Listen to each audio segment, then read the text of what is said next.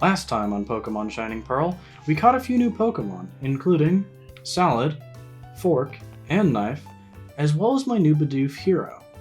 We also picked up a Poketch, the uses for which I don't really know, besides showing off my janky sleep schedule and the health of my Pokemon. But I can already check that by hitting 2 buttons. I'd need to open up the Pokemon menu anyway if I wanted to heal them, so this sad excuse for a vibrator is no use to me. On the other hand, this Abra just might. Psychic is a powerful element in the universe, having several legendary Pokemon share the type, like Mew in the Lake Pokemon. Of course, I don't really care about that.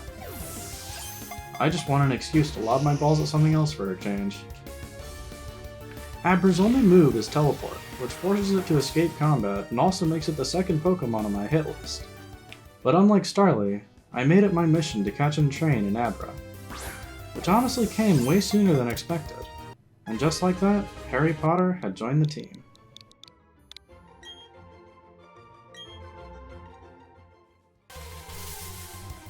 Of course, Harry Potter wasn't the only Pokemon I came across. Little did I know that this Shinx would be the one to show off my inability to use controllers. After lowering its health a bit with Knife, I swapped out to Salad. It was now that I made a critical mistake.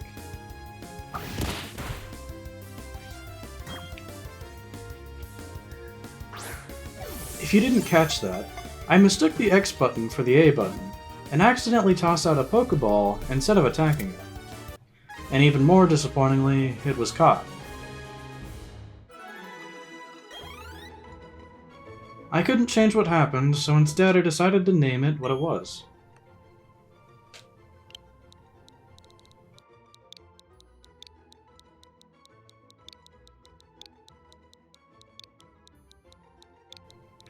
I even made sure to add a 1 out of acceptance of my incompetence.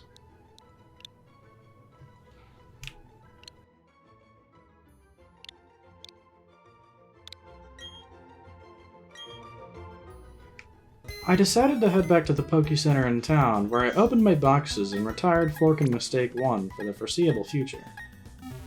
With that out of the way, I can finally start heading over to the next city. But not without my fair share of beating up children and taking their money. I feel like there's a saying for this situation. Something about babies and candy, but I'm too busy counting my money to remember. In my distraction, I find myself up against another Starly, and for some godforsaken reason, I decide it's a good idea to forget what button I should be pressing. And thus, Mistake 2 is born. But it wasn't all bad.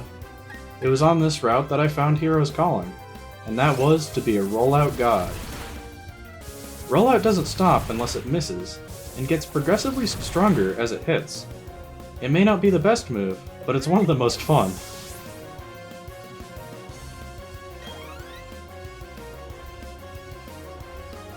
After the fight, I make my way towards a cave. Dark places are pretty homely to me. Even now I'm writing this script at 2 AM, so it'll take more than this to surprise me. A creepy old dude stopped me to give me Rock Smash, which would be great if it didn't require me to beat the first gym before I could use it. I was about to blow off some steam by killing some of the nearby populace, when I discovered that someone had dropped a bag of popcorn and attracted every Boy Scout in the continent.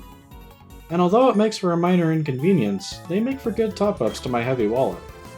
In the meantime, I also take care of my lack of a flying Pokemon by catching a Zubat, and appropriately naming it Toph. Now, finally making it out of the cave, I head over to the gym, only to find it blocked by none other than Roy. Learning of the gym leader's disappearance, I decide to make my way into the mines. You know, the safest place for children to be.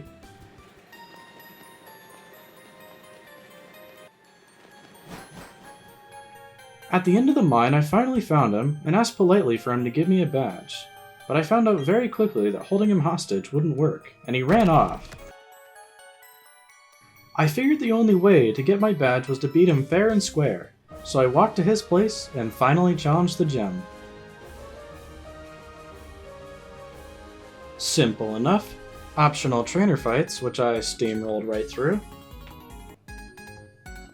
And at the very end, Rourke, who was surprisingly welcoming to someone who threatened him. Seeing as Rourke was a rock-type gym leader, and I chose Turtwig as my starter, I knew this battle would be over very quickly.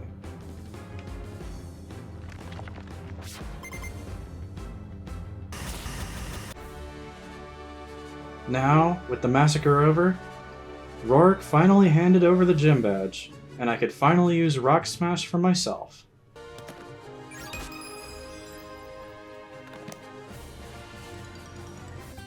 On my way back to the cave, I again ran into Roy. He said something about Eterna City, but I tried to drown it out as much as I could. Anyways, I got back to the cave to do some exploring, and managed to scrounge up a few items. But after a while, the number of Zubats and Geodudes forced me to retreat. With the cave behind me, I did the responsible thing and planned my route ahead of time. In order to get up to Eterna City, I'd need to first cross through Floroma Town in Eterna Forest. Easy enough. On my way out of Jubilife City, I find Gramps causing trouble for the local mafia. I wanted to leave it to him and not get involved, but he was persistent, so I decided to humor him.